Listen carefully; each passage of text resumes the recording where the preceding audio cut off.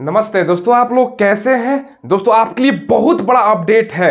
अगर आप रेलवे की तैयारी करते हैं ना तो आपके लिए बहुत बड़ा खबर होने वाला है। चाहे आप रेलवे की तैयारी कर रहे हो, इसकी परीक्षा की जो है ना प्रक्रिया, उसमें बहुत बड़ा बदलाव हुआ है। बदलाव क्या हुआ है ना दोस्तों, पहले क्या होता था ना, रेलवे का कोई भी एग्जाम आप देते थे ना तो भैया आपका एग्जाम होता था, ये चाहे एक एग्जाम हो चाहे दो एग्जाम हो।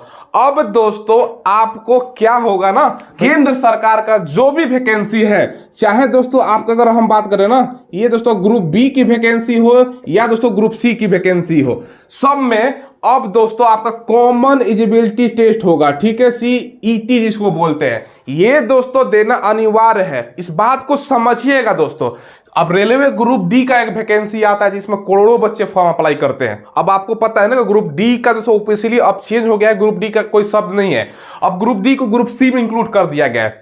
ये ध्यान रखिएगा। तो कहने का मतलब ये है ना दोस्तों, बड़ा बदलाव ये हुआ है ना कि जो भी वैकेंसी आएगा केंद्र सरकार के, जो अगले साल जो दोस्तों वैकेंसी आएगा, चाहे उसमें ग्रुप बी का पोस्ट ले लो या ग्रुप सी का पोस्ट ले लो, चाहे रेलवे ले लो या कोई भी दोस्तों केंद्र सरकार का वैकेंसी ले लो, उसमें आपको सीईटी कॉमन एलिजिबिलिटी टेस्ट के आधार पर सिलेक्शन होगा। ये क्या होता है ध्यान समझिएगा। अब सारा खबर भी आपको इसीलिए दिखाने वाले हैं। ठीक है, देखिए दोस्तों, ये मैं आपको 11 तारीख का पेपर दिखा रहा हूँ, दिल्ली में आया हुआ है, दैनिक भास्कर पेपर है। अगले साल से ग्रुप बी और ग्रुप सी पदों के लिए कॉमन टेस्ट होगा। ध्यान से समझिएगा दोस्तों, मैं एक एक चीज आपको बता दूंगा।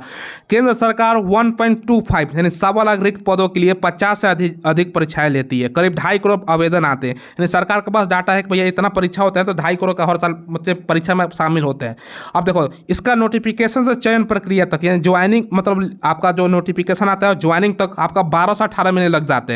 अब आपको पता है कि पहले एक एग्जाम है, किसी में 2 एग्जाम होता है, किसी में फिजिकल होता है, तमाम प्रक्रिया ज्वाइनिंग तक में आपका 1.5 साल का समय लग ही जाता है। और दोस्तों इसी कारण समय को कम करने के लिए केंद्र सरकार ग्रुप बी और ग्रुप सी के पदों के लिए सिर्फ एक कॉमन एलिजिबिलिटी टेस्ट होगा। अब सभी के लिए केवल एक ही एग्जाम करने का निर्णय लिया जा रहा है। अब ध्यान से समझिएगा, सारा कुछ मैं आपको समझा रहा हूँ। पहले मैं आपको पढ़ समझा देता हूँ। नेशनल रिक्रूटिंग एजेंसी एनआरए ने अगले साल से केंद्र के ग्रुप बी और ग्रुप सी के पदों के लिए, इसमें मान के चलो 90% पद आ जाता है दोस्तों, समझ लो। सही में 90 बच्चा भरता है ना, तो इसी के लिए भरता है, ग्रुप बी और ग्रुप सी के लिए। रेलवे ग्रुप डी का भी वैकेंसी ग्रुप सी में अब शामिल हो जाएगा। ठीक है, ग्रुप डी अब नहीं बोला जाएगा, ग्रुप सी में उसको भी शामिल कर लिया गया है। ठीक है, कि भर्ती परीक्षाएं देखो के लिए दोस्तों कॉमन एलिजिबिलिटी टेस्ट होगा। ग्रुप बी और सी के लिए कॉमन एलिजिबिलिटी टेस्ट होगा। ये सभी भर्ती परीक्षाएं शुरू करेगा। शुरुआत मई जून अगले साल दोस्तों, मई जून के स्नातक स्तर के कॉमन एलिजिबिलिटी टेस्ट हो सकती है। यानी अगले साल पहली जो ये है ना, जून आपका मई जून तक ये स्टार्ट हो जाएगा और पहले ग्रेजुएशन स्तर के वैकेंसी में यह आपका प्रक्रिया अपनाया जाएगा। ये सभी परीक्षाएं देश के 117 जिलों के 1000 से अधिक परीक्षा केंद्रों में होगी, जिसमें से सभी जिला मुख्यालय कवर होगा।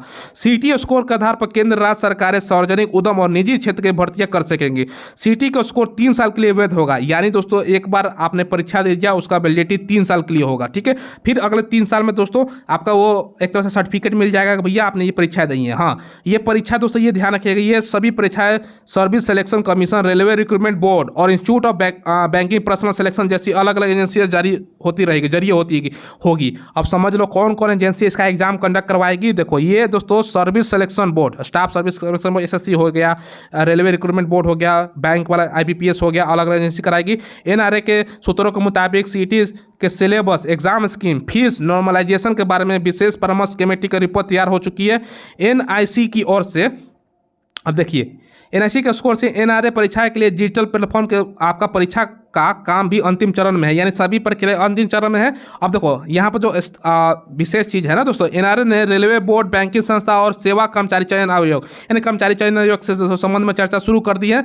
पिछले महीने संसद की स्थायी समिति की रिपोर्ट में एजेंसी ने बताया कि सीईटी का आयोजन उसकी तैयारियां अंतिम चरण में है, लेकिन तीनों स्तर 10वीं 12वीं और स्नातक यानी ग्रेजुएशन स्तर पर दोस्तों एक साथ सीटी आयोजन करने में पहली बार आवेदनों को बहुत बड़ी संख्या का संभालना होगा।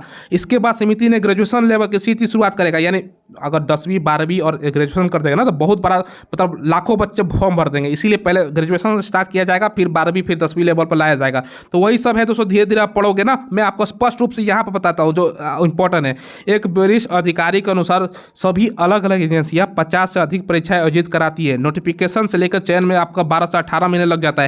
एक कॉमन टेस्ट में ये गैप कम हो जाएगा। उदाहरण के लिए दोस्तों, बीते 5 सालों में रेलवे रिक्रूटमेंट बोर्ड ने 7 नोटिस के जरिए ग्रुप सी के 2,83,000 82,747 पदों पर रिक्तियों के लिए परीक्षाएं कराई, जिसमें से 1,43,034 पदों में भर्ती हुई, जबकि 1,40,713 पदों की प्रक्रिया अलग अलग चरणों में है। उल्लेखनीय है कि केंद्र सरकार ने दिसंबर 2020 में नेशनल रिक्रूटमेंट एजेंसी की स्थापना की थी। अब ध्यान से समझिएगा, मैं आपको स्पष्ट रूप से क्लियर कर बता देता हूँ, आप समझ जाओगे। देखो अब सरकार क्या करेगा ना, आप चाहे रेलवे ग्रुप डी में भरो, ग्रुप बी में भरो या ग्रुप सी में, कोई भी संस्था में एसएससी के माध्यम से भरो, कोई भी परीक्षा में आप लोग भरो, चाहे पुलिस कोई भी वैकेंसी जो केंद्र सरकार के माध्यम से निकलती है उसमें भरो। उसके लिए सभी के लिए एक एग्जाम होगा, कॉमन एलिजिबिलिटी टेस्ट होगा, उसमें आपका परसेंटेज निर्धारित होगा। मान के चलो 100 नंबर का एग्जाम हुआ, अब आपका उसका मिनिमम परसेंटेज जो पास करने के लिए आपको एक एग्जाम्पल के तौर पर बता दिया गया, जो बच्चा 50% लाएगा उसको पास माना जाएगा, ये 50 से ज़्यादा लाने वालों को आपको पास माना जाएगा। ठीक है, तो 50 से जो नीचे हैं वो तो ऑलरेडी खत्म उनका कहानी, दोस्तों समझ लीजिए। ठीक है, और 50 से ऊपर है वही दोस्तों जो रेलवे ग्रुप डी में वैकेंसी आए या कोई भी केंद्र सरकार का बी और ग्रुप सी में वैकेंसी है उसमें फॉर्म भरेगा। इससे दोस्तों ये होगा ना, जहां पहले 1 करोड़ बच्चे फॉर्म भरते थे, अब संख्या घट के दोस्तों लाखों में हो जाएगा। ठीक है, और ग्रुप डी में ऐसा ही नहीं है कि भैया ग्रुप डी में भी एक आपका स्कोर आएगा कि जो बच्चा जो कॉमन एलिजिबिलिटी टेस्ट है उसमें 60% लाया हो, 65% लाया हो, वही फॉर्म भर सकता है। ऐसा भी नियम आपको होगा, तो ये बात समझ लीजिए। जैसे यूपी पेट में होता है ना, बहुत सारे बच्चों को पता होगा, यूपी में जो परीक्षा होती है उसका राजस्थान में होता है, ये दोस्तों ऑलरेडी वहाँ पर लागू है, तो ये ध्यान रखिएगा। तो ऐसा टाइप पे सरकार करने जा रही है, तो ये दोस्तों आप लोग बताइएगा आपके लिए सही है गलत।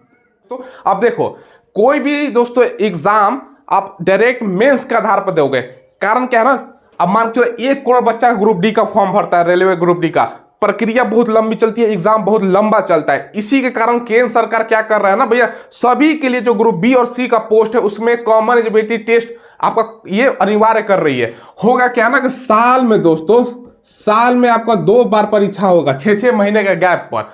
जो बच्चे पास करेंगे, मान के चलो 1 करोड़ बच्चा अप्लाई किया, पास करने को वो एक सीमित संख्या में दोस्तों आपका स्कोर होगा भैया, इस बच्चों का 55%, किसी का 60%, किसी का इतना % रिजल्ट हुआ। अब कोई भी वैकेंसी निकलेगी ना, उसमें ये एक दोस्तों कंडीशन, टर्म्स एंड कंडीशन निकाल देगा कि जो बच्चा सीईटी में 50% पास किया है, जिसका स्कोर 50% से ज्यादा है या 55% से ज्यादा है, एक स्कोर निर्धारित होगा, वही इस फॉर्म को भर सकता है। तो भाई समझ रहे हो ना कितना कंपटीशन कम हो जाएगा। ठीक है, तो ये दोस्तों बहुत बड़ा एक तरफ से आप लोग बोल सकते हो ना, आपको कोई डाउट वगैरह नहीं होना चाहिए। स्पष्ट रूप से आपको जो एनआरए है, नेशनल रिक्रूटमेंट एजेंसी, वो साल में दोस्तों आने वाले समय में आपका सीईटी कॉमन एलिजिबिलिटी टेस्ट लेगा, 6-6 महीने का गैप होगा, साल में 2 बार होगा, और उसी के आधार पर जितना भी केंद्र सरकार का वैकेंसी है, चाहे ग्रुप बी का हो, ठीक है, चाहे ग्रुप सी का हो, ठीक है, ये जो वैकेंसी है ना आपका, इसमें रेलवे भी इंक्लूड है। रेलवे का मैंने नाम इसलिए लिया ना क्योंकि भैया रेलवे सबसे बड़ा एजेंसी है, भर्ती का सबसे बड़ा एजेंसी है। तो आप लोग तैयार हो जाओ। आपको ये अपडेट कैसा लगा दोस्तों, कमेंट के माध्यम से बताइएगा, अच्छा है कि बुरा है ये जरूर बताइएगा।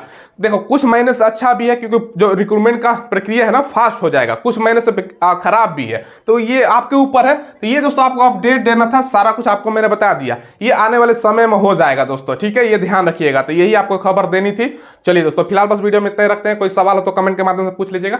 चैनल को जरूर सब्सक्राइब करके बेल आइकन दबाइएगा। धन्यवाद।